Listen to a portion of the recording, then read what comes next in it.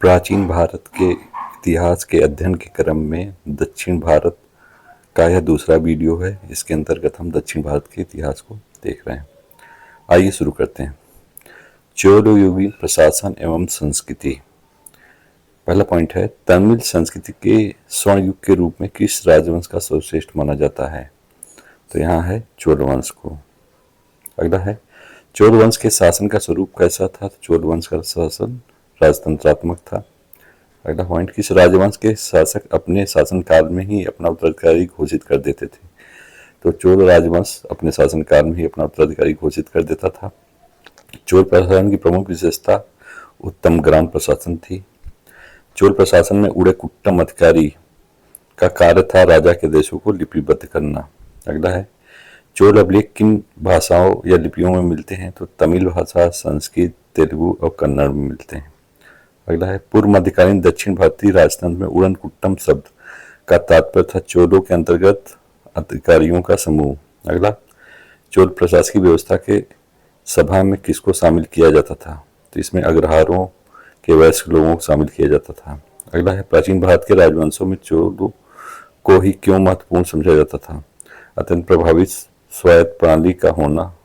अगला, चोल शासन प्रशासन में अधिकारियों के चयन की प्रक्रियाओं का जानकारी कहाँ से प्राप्त होती है? तो चोल शासन प्रशासन में अधिकारियों के चयन की जानकारी उत्तर मेरू लेख से प्राप्त होती है। किस उद्देश्य से चोल शासकों ने भूमि का विस्तृत मापन कराया था?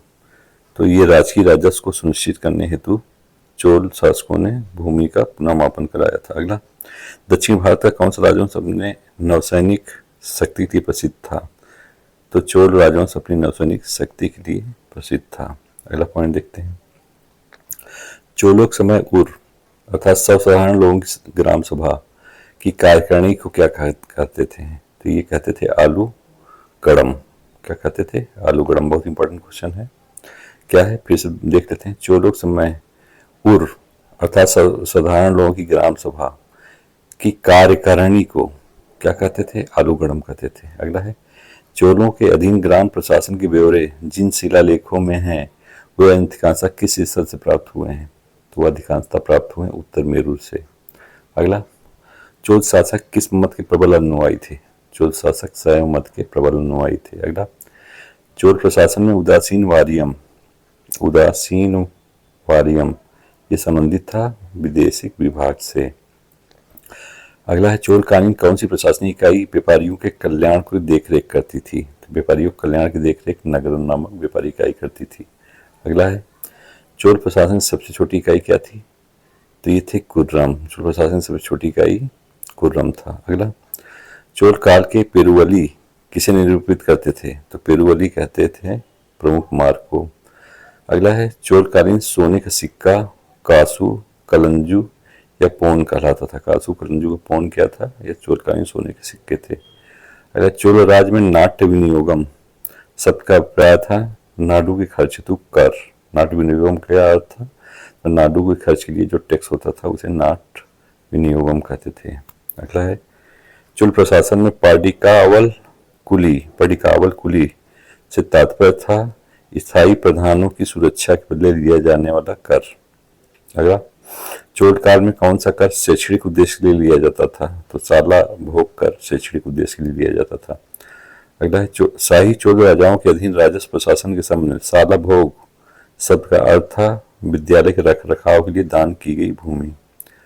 अगला है, चोल साम्राज्य में लगान यानी भूराजस्व वसूली का माध्यम ग्राम सभा होती थी। अगला, चोल राजवंश के चतुर्वेदी मंगलम का अभिप्राय था कर मुक्त भूमि। अगला है, चोल राज में एकल इकाई के रूप में शासित विशाल ग्राम कैसे ग्राम विशाल ग्राम को क्या कहा जाता था? तनियूर कहा जाता था। अगला है, चोल काल में वेट्टी से क्या अभिप्राय था? तो वेट्टी का अभिप्राय था सार्वजनिक कार्यों के लिए बेगार। अगला पॉइंट है, चोल प्रशासन में राज्य की भौगोलिक प्रशासनिक इकाइयों का सही क्रम क्या है? तो था सबसे छोटा कुर्रम होता था, कुर्रम के ऊपर नाडु, नाडु के ऊपर कोट्टम, कोट्टम के ऊपर मंडलम। क्या होता था सबसे छोटा? कुर्रम, नाडु, कोट्टम, मंडलम।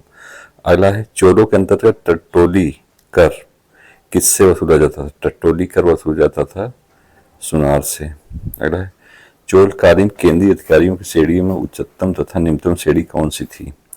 तो उच्च अधिकारियों को चोलकाल में पेरुंदम कहते थे और नीचे अधिकारियों को सिरुंदम कहते थे। उच्च अधिकारी को पेरुंदम, नीचे के अधिकारियों को सिरुंदम।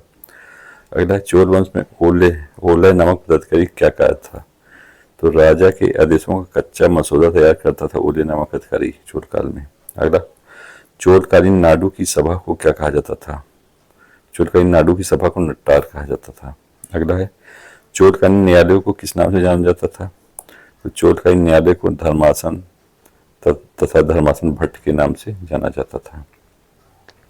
अगला पॉइंट देखते हैं, चोलकालीन न्यायाधीशों को किस नाम से जाना जाता था? चोलकालीन न्यायाधीशों को धर्म भट्ट कहा जाता था। अगला है, चोल राज्य की आय का प्रमुख साधन भूमि कर था। क्या था? भूमि कर था। अगला पॉइंट है, चोलकालीन प्रशासनिक इकाई यहाँ दिया हुआ है, तो सबसे छोटा था उरिया ग्राम सभा। सबसे छोटा क्या था चोलकालीन प्रशासनिक इकाई में? उरिया ग्राम सभा था। उसके ऊपर कुर्रम होता था। कुर्रम के ऊपर नाडु जनपद या जिला होते थे। जिला के ऊपर कोट्टम, कोट्टयम या वलनाडु होता था। कोट्टम, कोट्टयम या वलनाडु। कोट्टम, कोट्टयम या वलनाडु पर मंडलम होता था और सबसे ऊपर साम्राज्य होता था। अगला है, चोलकालीन चित्रकला के साक्ष्य किस स्थल से प्राप्त हुए हैं? चोलकालीन चित्रकला के साक्ष्य तंजौर से प्राप्त हुए हैं।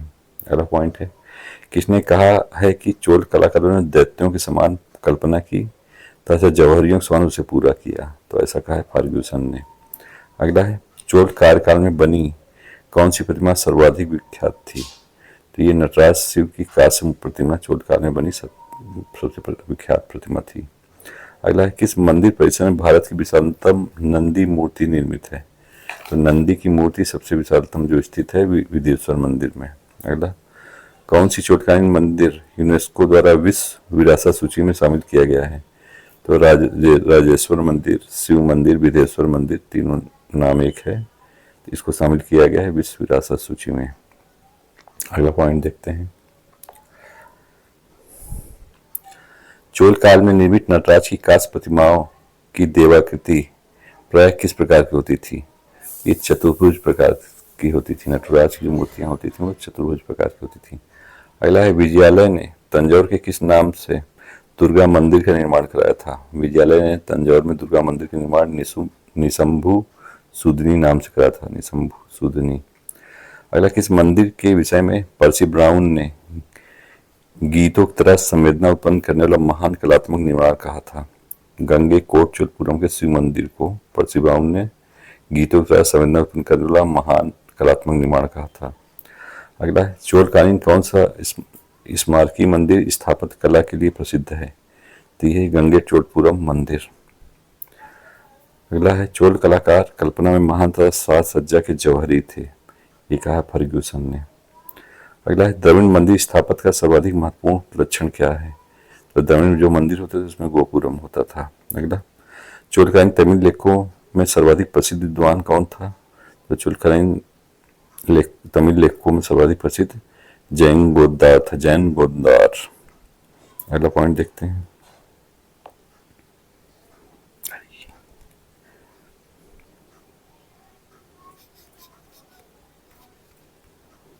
लेखों में कौन था? जैन गोददार था।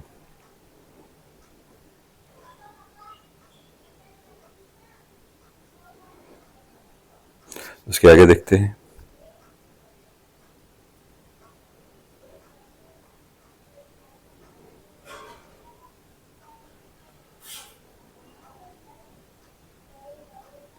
उसके आगे है, तमिल विद्वान जगन किस चोल शासक का राजकवि था? तो जो तमिल विद्वान था जैन गोंदार, ये कुलतुक प्रथम का राजकवि था। अगला पॉइंट देखते हैं, साहित्यिक रचनाएं दी हुई हैं जिसमें विद्वान और उनकी रचनाओं के नाम लिखे हुए हैं। आइए देखते हैं, जैन गोंदार, इसकी रचना कलिंग तुर्पाणी। कंबन की रचना रामावतारम, जो कि तमिल रामायण कहा जाता है। सेक्किलार की रचना थी पेरी पुराणम। पुलगेंदी की रचना थी नलवेम्ब। तिरुक्त देवर की रचना थी जीवक चिंतामणि। तोलमुल्ली की रचना थी सूलामणि। बुद्धमित की रचना थी वीर सुल्लियम। चोलकालीन समितियां, उनके कार्य यहाँ दिए हुए हैं, आइए देखते हैं। टोटवारियम, ये टोटवारियम क्या होता था? तो ये उद्यान समिति थी, उद्यान की देख रेख करती थी। अगला है एरीवारियम। एरीवारियम क्या था? ये तालाब समिति तालाबों की मरम्मत की देख रेख करती थी। अगला है गढ़वारियम, ग्राम सभा के कार्यों एवं व्यवस्था की देख रेख के लिए थी।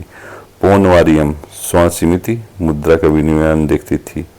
नयनतारवारियम, न्याय समिति थी। पंचवारवारियम करना, अन्य विद्वान के अनुसार राजा के लिए अनाज के रूप में भूमि कर प्राप्त करना, ये कार्य था पंचवारवारियम का। अगला है संवत्सरवारियम, या वार्षिक समिति थी जो विभिन्न समितियों के कार्यों की देखरेख करती थी। उदासीनवारियम, कुछ विद्वान इसे सन्यासियों की संख्या मानते हैं, किंतु इसका कार्य विदेशियों की देखरेख करना था। कोइलवारियम, यह मंदिर के कार्यों की व्यवस्था करती थी। महाजन या अग्रहार ग्रामों का शासन देखती थी, इसमें ब्राह्मणों के प्रतिनिधि शामिल होते थे। यहाँ दिया हुआ चोलकालीन प्रमुख शब्दावली, तो आइए देखते हैं चोलकालीन प्रमुख शब्दावली को। पिंडारी, पिंडारी किसे कहते थे? तो ग्राम देवी को पिंडारी कहा जाता था। अगला वारित पोत गड़क, ये राजस्व विभाग की पंजिका थी। अगला कलंजू किसे कहा जाता था? चोरों के स्वर्ण सिक्कों को कलंजू कहा जाता था। टट्टोपट्टम किसे कहा जाता था? टट्टोपट्टम, ये स्वर्णकार को कहा जाता था। उपायम स्वर्णकार को कहा जाता था। इंगाडी पट्टम, ये दुकान को कहा जाता था। ओल्लू कुन्नीर पट्टम, ये जल स्रोत को कहा जाता था। इंडेवारी पाट मार्ग को कहा जाता था। नगरत्तार, नगर की सभा को कहा जाता था। आयम राजस्व को कहा जाता था। कुडमे, कुडमे किसको कहा जाता था? कुडमे लगान को कहा जाता था। अगला पॉइंट देखते हैं।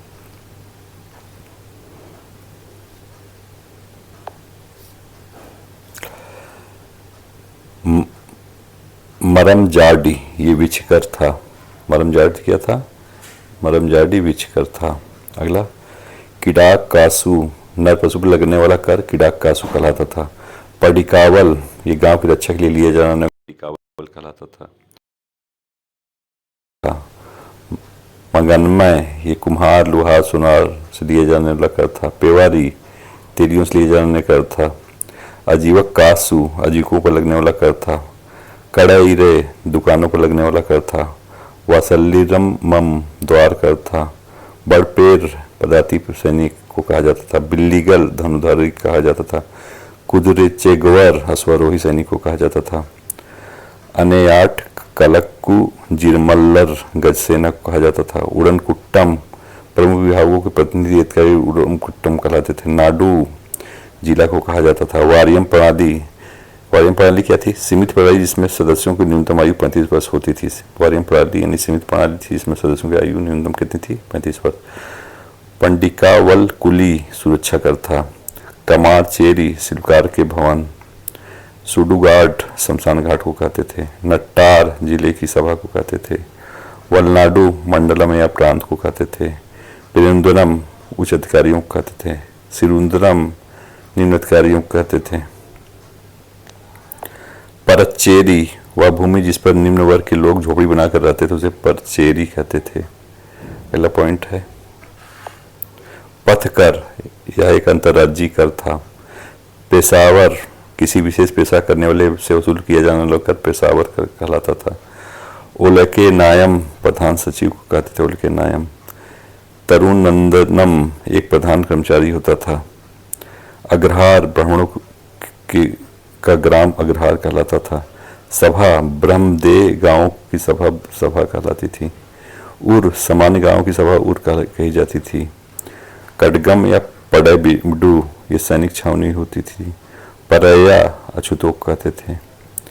नाना देशी, व्यापारियों की संख्या। वेट्टी, बेगार कर को कहते थे। आइए अगला पॉइंट देखते हैं। अगला है वतापी या बदामी के चालुक्य वंश। वतापी या बदामी का चालुक्य वंश। बदामी के चालुक्य वंश का संस्थापक पुलकेशिन प्रथम था। वंश की राजधानी थी या वतापी। किस राजवंश में प्रायः पद प्रदान किए जाते थे? तो महिलाओं को प्रायः प्रशासन में उच्च पद चालुक्य साम्राज्य में दिए थे। अगला काल में चीन एवं भारत के संबंधों को वर्णन किया है। तो मलवालिन ने चालुक्यों के शासन में चीन एवं भारत के संबंधों का वर्णन किया है। अगला, किस चालुक्य शासक ने श्री पृथ्वी वल्लभ, सत्याश्रय और रण विक्रम की उपाधि धारण की थी? श्री पृथ्वी वल्लभ, सत्याश्रय, रण विक्रम की उपाधि पुलकेशिन प्रथम ने धारण की थी। अगला, चालुक्य नरेश कीर्तिवर्मन को किस अभिलेख में बहुसुवर्णा अग्निष्ठोम यज्ञ, बहुसुवर्णा अग्निष्ठोम यज्ञ करने वाला कहा गया? तो यह महाकूट स्तंभ लेख में कहा गया ऐसा। अगला, किस चालुक्य वंशी शासक ने बादामी में गुहा मंदिर विष्णु का निर्माण कराया था? तो ये कराया था बादामी में गुहा मंदिर विष्णु का मंगलेश ने। अगला, ऐहोल प्रशस्ति में राजकवि रविकीर्ति ने किस राजा की कीर्ति का विवरण किया है? तो ये किया इन्होंने पुलकेशिन द्वितीय का। अगला, किस अभिलेख में कालिदास एवं भारवी दोनों महाकवियों के नाम का उल्लेख किया गया है? कालिदास और भारवी दोनों का उल्लेख किया गया पुलकेशिन द्वितीय के ऐहोल प्रशस्ति में। अगला है, 12वीं शताब्दी के अंत में चालुक्यों और 13वीं शताब्दी के प्रारंभ में चोलों के विखंडन के पश्चात दक्षिण भारत के राजनीतिक इतिहास को प्रभावित करने वाले 4 राज्य कौन थे? तो पांड्य, होयसल, काकतीय और यादव थे। अगला, पुलकेशिन द्वितीय को सर्वप्रथम किसने पराजित किया था? पुलकेशिन द्वितीय को सर्वप्रथम पल्लव शासक नरसिंह वर्मन ने पराजित किया था। अगला पॉइंट, हर्षवर्धन और पुलकेशिन द्वितीय के बीच युद्ध किस नदी स्थान पर हुआ था? हर्षवर्धन और पुलकेशिन द्वितीय के बीच युद्ध नर्मदा नदी के तट पर हुआ था। अगला है, वातापी की चालुक्यों की राष्ट्रभाषा कन्नड़ थी। वातापी के चालुक्यों की राष्ट्रभाषा कन्नड़ थी। अगला, किस चालुक्य राजा ने बादामी में महाविष्णु ग्रह का निर्माण कराया था? बादामी में या वातापी में महाविष्णु ग्रह का निर्माण मंगलेश ने कराया था। अगला, किस चालुक्य शासक को पश्चिमी सागर का गौरव कहा गया है? पश्चिमी सागर गौरव कहा गया है पुलकेशिन द्वितीय को। अगला है, ऐहोल प्रशस्ति कहाँ पर स्थित है? ऐहोल है कर्नाटक के बीजापुर जिले में। ऐहोल प्रशस्ति कहाँ स्थित है? तो यह है कर्नाटक के बीजापुर जिले में। अगला, पुलकेशिन द्वितीय ने अपने किस भाई को वेगी यानी आंध्र प्रदेश का वायसराय नियुक्त किया जहां उसने पूर्वी चालुक्य वंश की स्थापना की थी? तो इसने किया था विष्णुवर्धन को। अगला, प्रशस्तिकार रविकीर्ति जो जैन धर्मावलंबी था, इसने किस मंदिर का निर्माण कराया था? इसने मेघुती मंदिर का निर्माण कराया था। अगला, वातापी के किस चालुक्य शासक ने सर्वाधिक समय तक राज किया? वातापी के विजयादित्य ने सर्वाधिक समय तक राज किया। इनकी अवधि थी 696 से 733। अगला पॉइंट देखते हैं, विजयादित्य ने पत्तदक्कल में किस मंदिर का निर्माण कराया जिसके देवता को विजेश्वर नाम से पुकारा गया? तो इसने शिव मंदिर का निर्माण कराया था। अगला है, किस चालुक्य शासक के समय अरबों का आक्रमण हुआ था? तो विक्रमादित्य द्वितीय के समय अरबों का आक्रमण हुआ था। अगला, चालुक्य नरेश कीर्तिवर्मन अपने किस सामंत से पराजित हुआ था जिसने राष्ट्रकूट वंश की स्थापना की थी? तो ये दंतीदुर्ग से पराजित हुआ चालुक्य नरेश कीर्तिवर्मा। अगला, चालुक्य नरेश विक्रमादित्य सेकंड ने अरबों के आक्रमण को विफल करने के पश्चात कौन सी उपाधि धारण की थी? तो इसने धारण की थी अवनी जनाश्रम, अर्थात धरती के निवासियों का आश्रयदाता। अगला है, चालुक्य नरेश विक्रमादित्य सेकंड ने पल्लव नरेश नंदी वर्मा को पराजित कर कौन सी उपाधि धारण की थी? इसने कांची कोट की उपाधि धारण की थी। अगला है, विक्रमादित्य सेकंड द्वारा कांची के 3 बार रोधने का उल्लेख किस अभिलेख में मिलता है? ये रानिक लोक महादेवी के पटक्कल लेख में मिलता है। अगला है, बादामी के चालुक्य वंश का अंतिम शासक कीर्तिवर्मन सेकंड था। अगला पॉइंट देखते हैं, कल्याणी के पश्चिमी चालुक्य। कल्याणी के चालुक्य की बात करते हैं। कल्याणी के पश्चिमी चालुक्य वंश की स्थापना जयसिंह द्वारा की गई थी। विक्रमांक देव चरित विक्रमादित्य षष्ठ के किस राजाओं ने अयोध्या में राज किया फिर वे दक्षिण चले गए? ऐसा कहा गया कैथोम लेख में। अगला है, कल्याणी चालुक्य वंश की स्वतंत्रता जन्मदाता कौन था? कल्याणी के चालुक्य वंश का स्वतंत्रता जन्मदाता तैलप सेकंड था 973 से 997 ईस्वी। अगला, राष्ट्रकूट शासक की तिथि ने चालुक्य शासक तैलप सेकंड को कौन सा महत्वपूर्ण प्रांत पुरस्कार दिया था? ये तारवाड़ी का प्रांत दिया था किसने? राष्ट्रकूट शासक की तिथि ने किसको? चालुक्य शासक तैलप द्वितीय को। अगला, किस ग्रंथ में ज्ञात होता है कि तैलप ने मुंज परमार के ऊपर 6 बार आक्रमण किया किंतु प्रत्येक बार पराजित हुआ और अंतिम बार तैलप ने मुंज परमार को गोदावरी नदी के तट पर परास्त कर कारागार में डाल दिया था? तो ये जानकारी थी मेरुतुंग की प्रबंध चिंतामणि से। अगला है आहोमल और त्रिलोकमल की उपाधि सोमेश्वर प्रथम ने धारण की थी। अगला किस पश्चिमी नरेश ने 1076 में अपने राज्यारोहण के उपलक्ष्य में चालुक्य विक्रम संवत का आरंभ किया था? विक्रमादित्य षष्ठ ने। अगला है किस शासक ने विक्रमपुर नगर की स्थापना की तथा वहां पर भगवान विष्णु का मंदिर और एक विशाल झील का निर्माण कराया था? तो ऐसा कराया था विक्रमादित्य षष्ठ ने, छठे ने। अगला पॉइंट, किस शासक ने अपने पिता के सम्मान एवं में एक नया संवत चलाया जिसे भूलोक मल्लवर्ष नाम दिया था? उसने भूलोक मल्ल तथा त्रिभुवन मल्ल की उपाधि धारण की थी। तो ये शासक था सोमेश्वर थर्ड। कौन था? सोमेश्वर थर्ड। अगला है मनसोल्लास तथा शिल्पशास्त्र नामक प्रसिद्ध ग्रंथ जो है सोमेश्वर थर्ड की रचना है। किसकी रचना है? सोमेश्वर थर्ड की। अगला है पश्चिमी। अगला है विक्रमांगदेव चरित के रचयिता बिल्हड़ तथा मिताक्षा के लेखक विज्ञानेश्वर। मिताक्षा के लेखक विज्ञानेश्वर किसके दरबार में रहते थे? तो ये रहते थे विक्रमादित्य षष्ठ दरबार में। श्रीलंका के राजा विजय बाहु के दरबार में एक दूत मंडल भेजा और मैत्री संबंध कायम किए थे। तो ये विक्रमादित्य षष्ठ ने किया था ऐसा। अगला 1190 में देवगिरी के यादव ने किसे परास्त कर चालुक्यों की राजधानी कल्याणी पर अधिकार किया था? तो सोमेश्वर फोर्थ को परास्त कर देवगिरी के यादव ने राजधानी कल्याणी पर अधिकार किया था। अगला है कल्याणी के चालुक्य वंश का अंतिम राजा सोमेश्वर फोर्थ था। अगला है किस चालुक्य शासक की मृत्यु तुंगभद्रा नदी में डूबने हुई थी? तो सोमेश्वर प्रथम की मृत्यु तुंगभद्रा नदी में डूबने से हुई थी। अगला कल्याणी के पश्चिमी चालुक्य शासक तैलप सेकंड ने किस चोल शासक को पराजित किया था? तो तैलप सेकंड ने उत्तम चोल को पराजित किया था। अगला किस चालुक्य शासक ने राष्ट्रकूटों की राजधानी मानखेड़ पर आक्रमण करके कर्कद्युति को हत्या कर राष्ट्रकूट साम्राज्य पर अधिकार किया था? तो राष्ट्रकूट साम्राज्य पर अधिकार किया था तैलप सेकंड ने। अगला देखते हैं वेगी के पूर्वी चालुक्य। अगला क्या है? वेगी के पूर्वी चालुक्य। वेगी के पूर्वी चालुक्य राजवंश दक्षिण भारत के किन नदियों के बीच स्थित था? तो कृष्णा या गोदावरी के बीच ये स्थित था। अगला पॉइंट है किस चालुक्य शासक ने अपने विशाल साम्राज्य का विभाजन अपने भाई कुब्ज विष्णुवर्धन को दिया जो वेगी का चालुक्य राजा कहलाता था? ये बादामी के पुलकेशिन द्वितीय ने। अगला वेगु के चालुक्य वंश का संस्थापक किसे माना जाता है? तो ये विष्णुवर्धन को माना जाता है। अगला विष्णुवर्धन ने वेगु को अपनी राजधानी बनाया तथा कौन सी उपाधि धारण की थी? तो विष्णुवर्धन ने विषम सिद्धि की उपाधि धारण की थी। अगला पृथ्वी वल्लभ, पृथ्वीराज सिंह, सर्वसिद्धि जैसी उपाधियां किसने धारण की? तो ये जयसिंह प्रथम ने धारण किया था। अगला पॉइंट है परम भट्टारक महाराजा धीराज परमेश्वर की उपाधि किस चालुक्य शासक ने ग्रहण की थी? तो विजयादित्य सेकंड ने ऐसी उपाधि धारण की थी। अगला विजयादित्य सेकंड किस धर्म का अनुयायी था जिसे 108 मंदिरों का निर्माण कराया? विजयादित्य सेकंड शैव धर्म का अनुयायी था। अगला देखते हैं अगला पॉइंट है किसने चालुक्य वंश का साम्राज्य उत्तर में महेंद्रगिरी से दक्षिण में पुलिकट झील तक विस्तारित किया? ये विजय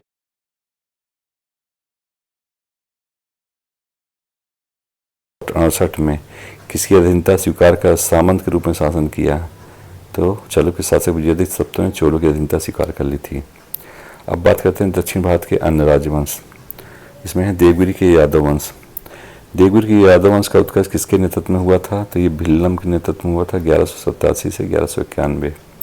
अगला है किसने चालुक्य राज्य पर आक्रमण कर सोमेश्वर चतुर्थ को अपनी राजधानी कल्याणी छोड़कर वनवासी में शरण लेने को बाध्य किया था? तो ये किया था भिल्लम ने। अगला देवगिरी नामक राज्य की स्थापना किसने की थी? तो ये भिल्लम ने की थी। अगला देवगिरी के यादव वंश का सर्वाधिक शक्तिशाली शासक कौन था? तो ये था सिंघन 1210 से 1247। अगला भिल्लम के पश्चात यादव वंश का उत्तराधिकारी कौन नियुक्त किया गया था? तो भिल्लम के पश्चात यादव वंश का उत्तराधिकारी भिल्लम का पुत्र जेतुकी था। अगला यादव वंश के किस शासक ने गुजरात को विजित कर अपने राज्य में सम्मिलित किया था? तो सिंघन ने। अगला देवगिरी के यादव वंश का अंतिम स्वतंत्र शासक रामचंद्र था। अगला देवगिरी के यादव वंश का उत्कर्ष किस राजवंश काल में हुआ? ये चालुक्य नरेश सोमेश्वर चतुर्थ के काल में हुआ था। अगला है देवगिरी के यादव वंश की प्रारंभिक वंशावली कहाँ से मिलती है? तो हेमाद्री रचित चतुर्वर्ग चिंतामणि में देवगिरी के यादव वंश की प्रारंभिक वंशावली मिलती है। अगला पॉइंट देखते हैं। संगीत रत्नाकर रचनाकार सारंगदेव ने संगीत ग्रंथ किसके राज दरबार में लिखा? तो सारंगदेव ने संगीत ग्रंथ लिखा था सिंघन के राज दरबार में। अगला, यादव वंशी देवगिरी के अधिकारी राजनीति के साथ साथ सेनानायक के कर्तव्यों को निर्वहन करने वाले को क्या कहा जाता था? जो राजनीति का भी और सेनानायक का भी कर्तव्य निर्वहन करता था उसे दंडनायक तथा महामंडलेश्वर कहा जाता था। अगला, देवगिरी के यादवों के दरबारी कवि चक्रवर्ती त्रिविक्रम ने कौन सी संस्कृत ग्रंथ लिखा? त्रिविक्रम ने लिखा दमयंती। अगला है, देवगिरी के यादव राज में किस देवता का स्थान सर्वोपरि था? तो देवगिरी के यादव राज में विट्ठल देव का स्थान सर्वोपरि था। अगला है, संत ज्ञानेश्वर के ज्ञानेश्वरी नामक ग्रंथ में यादव शासकों द्वारा प्रचारित स्वर्ण सिक्कों को किस नाम से पुकारा जाता था? पदम टंक कहा जाता था। अगला है, देवगिरी किस यादववंशी शासक दरबार में प्रसिद्ध खगोलविद भास्कराचार्य का पुत्र लक्ष्मीधर प्रधान पंडित व राज ज्योतिषी के रूप में प्रसिद्ध था? तो ये थे जेतुकी। अगला है, देवगिरी के यादव ग्रंथ दिए हुए हैं, आइए देखते हैं। हेमाद्री, इनके ग्रंथ कौन से थे? प्रजन प्रयोग, आदि आयुर्वेद रसायन, दान वाक्यावली, चतुर्वक मणि, काल निर्णय, तीर्थ निर्णय, ये हेमाद्री सभी। सारंगदेव की रचना थी संगीत रत्नाकर। अनंत देव की रचना थी ब्रह्मस्फुट सिद्धांत, विहत जातक। ब्रह्मस्फुट सिद्धांत और विहत जातक ग्रंथ पर टीका लिखी अनंत देव ने। अगला, जलहड़ की रचना थी वेद कल्पतरु नामक टीका ग्रंथ। ज्ञानेश्वर की रचना थी ज्ञानेश्वरी। त्रिविक्रम की रचना थी दमयंती। भास्कराचार्य की थी तुहुल और बीज गणित। अगला वंश है वारंगल के काकतीय वंश। वारंगल के काकतीय साम्राज्य दक्षिण भारत की किन नदियों के बीच था? तो कृष्णा और गोदावरी के बीच वारंगल का काकतीय वंश था। अगला, वारंगल के काकतीय वंश का प्रथम ज्ञात शासक किसको कहा जाता है? तो वेद प्रथम को। अगला, वारंगल के काकतीय वंशी दक्षिण भारत के किस राजवंश के सामंत थे? वारंगल के काकतीय दक्षिण भारत के चोल राजवंश और वातापी चालुक्य राजवंश के सामंत थे। अगला, काकतीय वंश के किस शासक ने अपनी आरंभिक राजधानी अमरकोट में स्थापित की थी? तो वेददूती ने। अगला, काकतीय वंश के किस शासक ने अपनी राजधानी अमरकोट के वारंगल स्थानांतरित की? तो ये किया था गणपति ने। अलग शासक है। वारंगल के काकतीय वंश की महिला शासिका कौन थी? वारंगल के काकतीय वंश की महिला शासिका थी कौन? वारंगल के काकतीय वंश की महिला शासिका थी रुदाम्बा। कौन थी? रुदाम्बा। अगला पॉइंट है, अलाउद्दीन खिलजी के सेनापति ने विश्व प्रसिद्ध कीमती कोहिनूर का हीरा कहाँ से प्राप्त किया था? तो ये वारंगल से प्राप्त किया था। अगला, वारंगल के काकतीय वंश का अंतिम शासक प्रतापरुद्र था।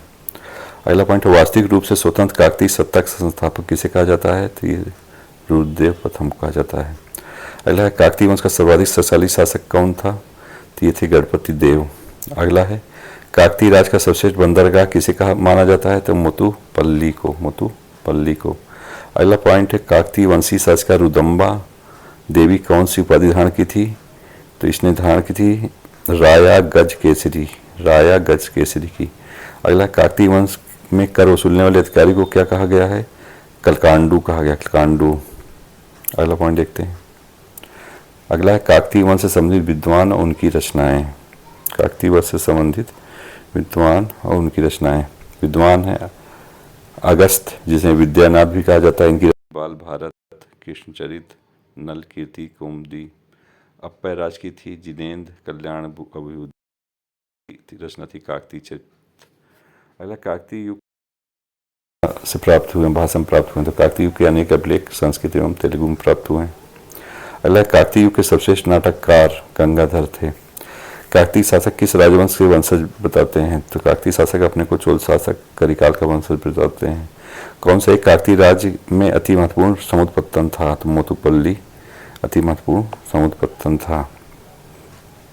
अब देखते हैं द्वार समुद्र के होयसल वंश। कहाँ के? द्वार समुद्र के होयसल वंश। होयसल किस राजवंश के शासकों के सामंत के रूप में शासन करते थे? तो होयसल सामंत थे पश्चिमी चालुक्य के शासकों के अंतर्गत। होयसल शासकों होलोवीट थी। अगला है, होलेश्वर और चिन्ना केशव मंदिर का निर्माण किस होयसल वंशी शासक ने कराया था? तो ये कराया था विष्णुवर्धन ने। अगला पॉइंट है, किसने चालुक्यों की अधीनता को समाप्त कर स्वतंत्र होयसल राज्य स्थापित किया था? तो ऐसा किया था विष्णुवर्धन ने। होयसल वंशी शासक विष्णुवर्धन किसके प्रभाव में जैन धर्म त्याग कर वैष्णव धर्म ग्रहण किया था? तो होयसल वंशी शासक विष्णुवर्धन ने रामानुज के प्रभाव में जैन धर्म त्याग कर वैष्णव धर्म ग्रहण किया था। अगला, किस होयसल वंशी शासक ने चालुक्य नरेश सोमेश्वर चतुर तथा उसके सेनापति ब्रह्म को पराजित कर पूर्णतया चालुक्य शक्ति को समाप्त कर दिया था? तो ये बीरबल्लाल द्वितीय ने।